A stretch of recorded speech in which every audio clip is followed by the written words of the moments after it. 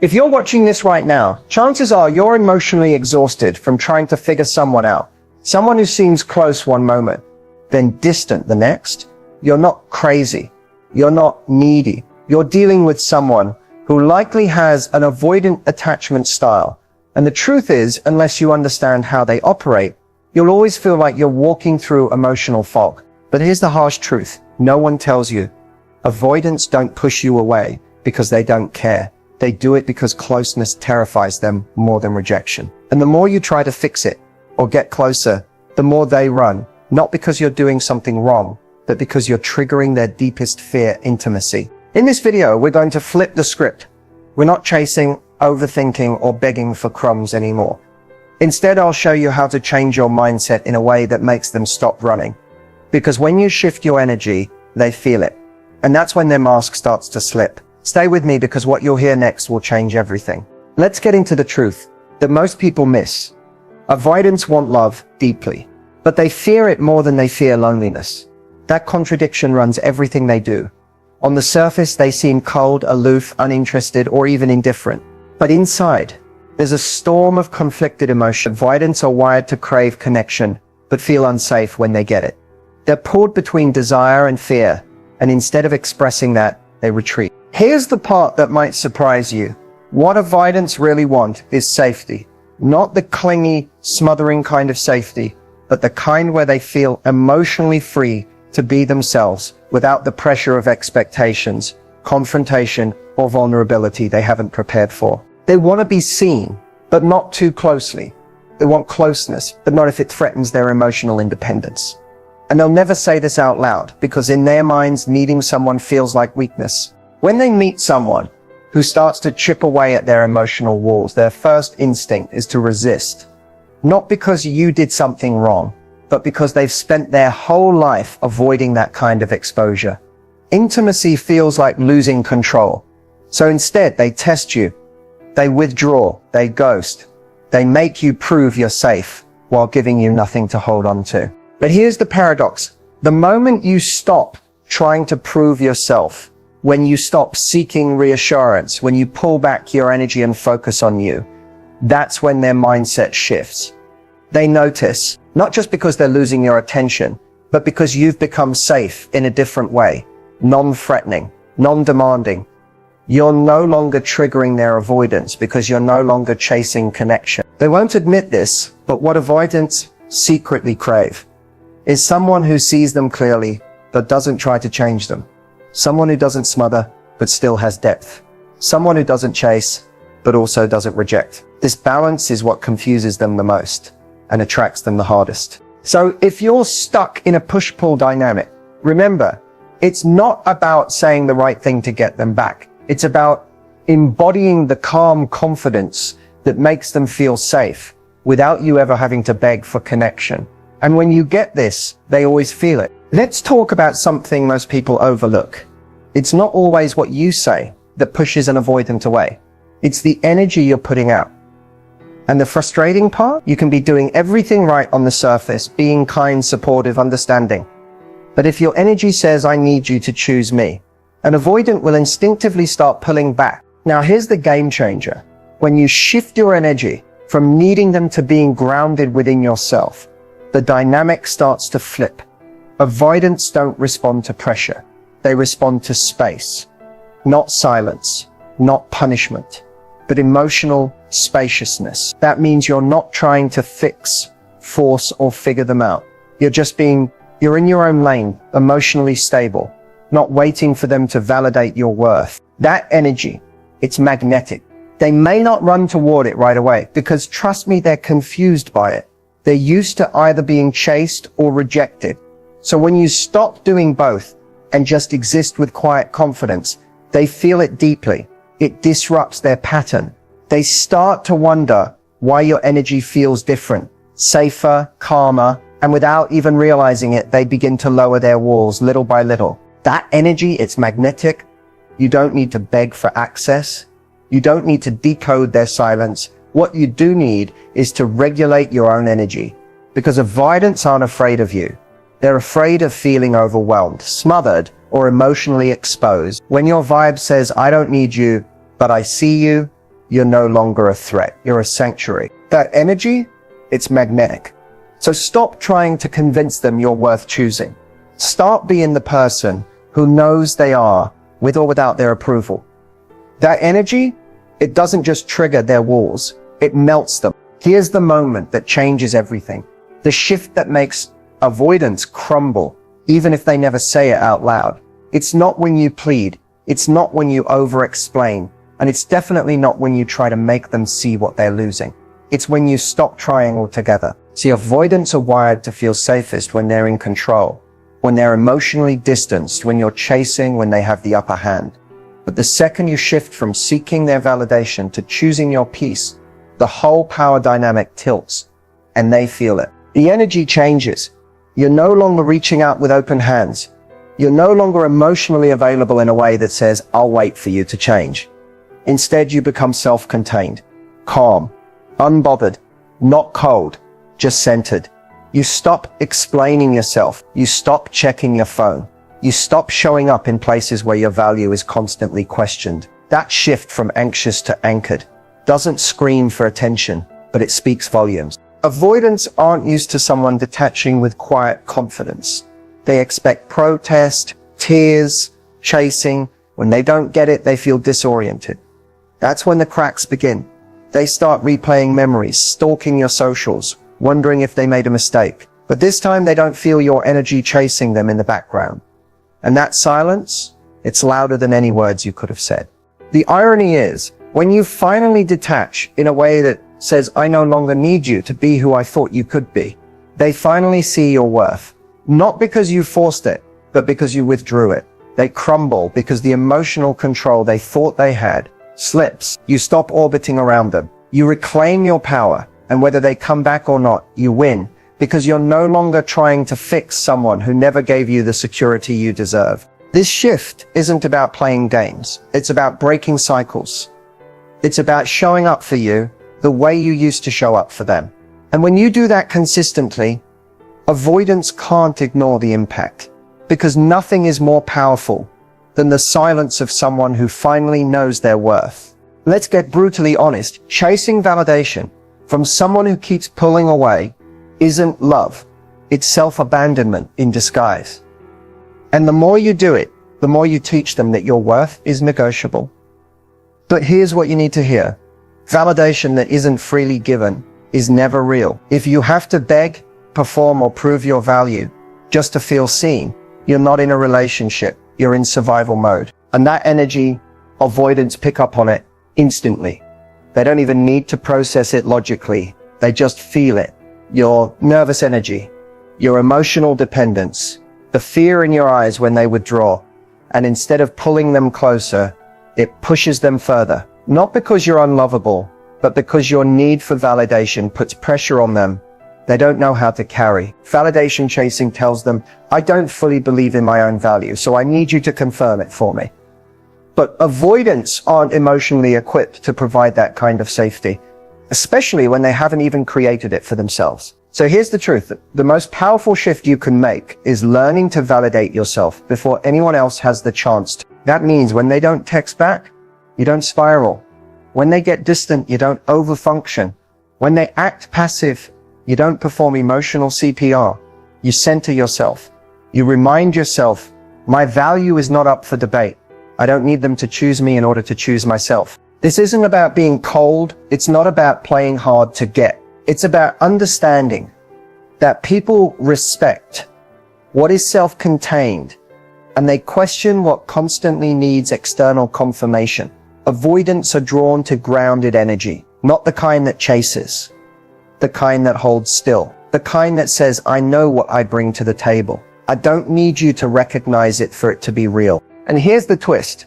The moment you stop seeking validation is often the moment they start giving it. Not because you manipulated them, but because you stopped suffocating the connection with unmet emotional needs. When you pull back with grace, not punishment, not drama, just calm detachment, they start to notice what your energy brought to the table all along. But by then, you're no longer operating from need. You're choosing yourself. And from that place, you can finally see them clearly, not through the lens of longing, but from a place of truth. The bottom line, you can't force someone to see your worth. But when you stop trying, they often see it louder than ever. Your validation isn't in their hands. It never was. When it comes to avoidance, one of the most powerful tools you have isn't communication, logic, or even emotional vulnerability. It's the mirror. And that mirror is detachment. See, avoidants rarely take a hard look at themselves because they're constantly in survival mode. They manage emotional discomfort by distancing, deflecting, or denying. But when you detach, not to punish, not to manipulate, but to protect your peace, you become the mirror they can't ignore. Suddenly their patterns are exposed, their silence feels louder, their games stop working, and they're forced to confront what they've been avoiding all along themselves. Detachment is powerful because it holds a boundary without a word. It says, I refuse to participate in a dynamic where I have to earn love or beg for attention. And the energy of that decision, quiet, calm, grounded, reflects back their own behavior in a way that no confrontation ever could. Avoidants often rely on your emotional reactivity to stay in control. You're over-explaining, you're chasing, your fear of losing them. It gives them a sense of power. But when you detach, when you no longer flinch at their withdrawal or dance around their mood swings, you take that power back, and that shift creates emotional contrast. Suddenly they feel the difference. You're not angry, you're not cold, you're just done reacting. That's the mirror effect. You reflect back their inconsistency with your stability, their emotional chaos with your calm, their distance with your grounded presence or your absence. And they feel it, whether they admit it or not. Avoidants notice when the energy they used to feed off of goes quiet. It unsettles them, not because they've lost control over you, but because they've lost control over themselves. For the first time, they have to face what their behavior creates when there's no longer someone compensating for it. And here's where the real power lies. You're no longer trying to prove your worth. You're no longer trying to force clarity from someone who avoids it. You've turned inward. That kind of emotional sovereignty is rare. It's magnetic. It's unforgettable. And it's exactly what avoidants don't know how to handle. Someone who reflects their emotional unavailability back to them without trying to fix it. The mirror never yells. It never chases. It never begs. It just shows. That's what your detachment does. It shows them what it feels like to lose the emotional safety you used to provide. And while they may not crumble right away, trust this. The absence of your energy will echo longer than your presence ever did. Let's be clear, emotional unavailability isn't about being cold, heartless, or numb. It's not about pretending you don't care or shutting down to protect your ego. That's avoidant behavior, not empowerment. The right kind of emotional unavailability is rooted in self-respect, boundaries, and inner peace. It's about no longer giving open access to people who haven't earned your vulnerability. You don't stay emotionally unavailable to hurt someone else. You do it to stop hurting yourself. When you've dealt with avoidance, people who breadcrumb you, go hot and cold, or disappear when things get real, emotional availability becomes a gift. They haven't shown. They're ready to receive. So instead of overextending, over-explaining, or offering your heart on a silver platter, you pull your energy back. You protect it. You become selective. The right way to stay emotionally unavailable is by holding your emotional energy sacred. That means you don't overshare with people who are emotionally inconsistent. You don't invest in potential. You don't wait for someone to get it while sacrificing your peace in the process. You observe first. You respond second. You don't rush into closeness. You let it earn its place. Emotionally unavailable, when done right, looks like clarity. You know what you want, and you're not afraid to walk away if someone can't meet you there. It means your boundaries aren't up for debate. You're no longer triggered into chasing or proving. You no longer build castles from red flags. You recognize what's not healthy and remove your emotional investment without drama. Just decisions. You become a mystery, not because you're playing games, but because your emotional world is no longer wide open for someone who isn't emotionally safe. The most attractive energy in the world is self-contained. It's not performative. It's not reactive. It doesn't beg to be chosen. It knows it's valuable, and doesn't offer itself cheaply. That's what staying emotionally unavailable the right way creates: power, peace, magnetism. So if you've ever asked, how do I stop getting pulled into the same cycle? The answer is this: stop giving people access to the most sacred parts of you. Just because you feel something. Emotional attraction isn't enough. Energy must be matched. Depth must be reciprocated. And until that's proven, your heart stays in your own hands, not theirs. They always come back. Maybe not tomorrow, maybe not in the way you imagined, but avoidants have a pattern. And part of that pattern is circling back when the dust settles and they feel your absence louder than your presence ever was. But here's the real question. How should you respond when they do? First, understand this. Them coming back is not proof that they've changed. It's a sign they're feeling the consequences of your detachment. Your silence, your emotional neutrality, your refusal to chase, it's echoing. And now they're wondering why the attention they once took for granted has vanished. So when they pop back in with a casual hey, or test the waters with nostalgia or subtle guilt, pause. Don't fall into the trap of assuming this is a grand realization or an emotional breakthrough. Most of the time, it's comfort seeking, not commitment. They want the emotional safety you used to give them, but without giving you clarity in return. Here's how you respond. From power, not pain. You don't have to be cold. You don't have to be cruel, but you must be clear. Your energy should say, I'm not where you left me, because you're not. You've grown. You've detached. You've remembered who you are outside of their validation. If you do choose to engage, do it with boundaries. No oversharing, no emotional deep dives, no revisiting the old version of you who tolerated crumbs and waited on their emotional availability. Keep your energy calm, grounded, and intentional. Ask yourself, are they showing up differently? Are they offering consistency or just comfort? Are they addressing what caused the distance in the first place?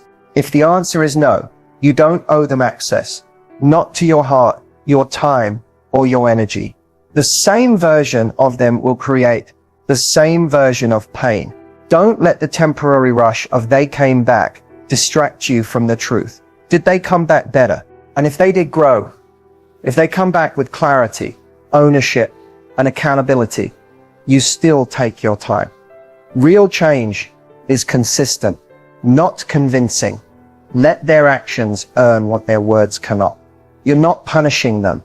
You're protecting you. The most powerful response isn't revenge. It's restraint. It's peace. It's being able to look at someone who once had a hold on your heart and say, I'm not available at that level anymore, but I wish you well. You don't rise by reacting. You rise by remembering your worth, no matter who circles back. Let's end this with truth. The kind that frees you, not just feeds your ego. You don't need closure from an avoidant to heal. You don't need the apology they'll probably never say. And you definitely don't need to keep replaying old conversations in your head, hoping to make sense of their confusion. That cycle, it ends with you. Because the truth is, people who struggle with avoidance aren't evil. They're wounded. They've learned that closeness means danger, that love equals loss, and that vulnerability leads to pain. But here's where your power begins. You stop trying to fix what you didn't break. You can love someone deeply and still choose yourself. That's not weakness, that's wisdom. The final shift is understanding this. Your healing does not depend on their return. It depends on your decision to no longer abandon yourself in the name of potential. Potential doesn't build relationships, consistency does. Clarity does. Safety does. So what do you do next? You come back to you. You unplug your worth from their behavior. You stop making excuses for their emotional absence. You start validating your own needs. And most importantly, you hold the standard even when it's lonely. Yes, healing will test you. You'll miss them. You'll wonder if detaching was too much. You'll question if maybe, just maybe, they'll come back and be everything you hoped. But here's what you must remember. Every time you hold the line, you're teaching your nervous system that love doesn't have to mean losing yourself. That connection shouldn't feel like chasing a ghost. You deserve mutual energy, emotional safety, a love that doesn't punish your vulnerability, but protects it. If they couldn't meet you there, that's okay. That doesn't mean you weren't lovable.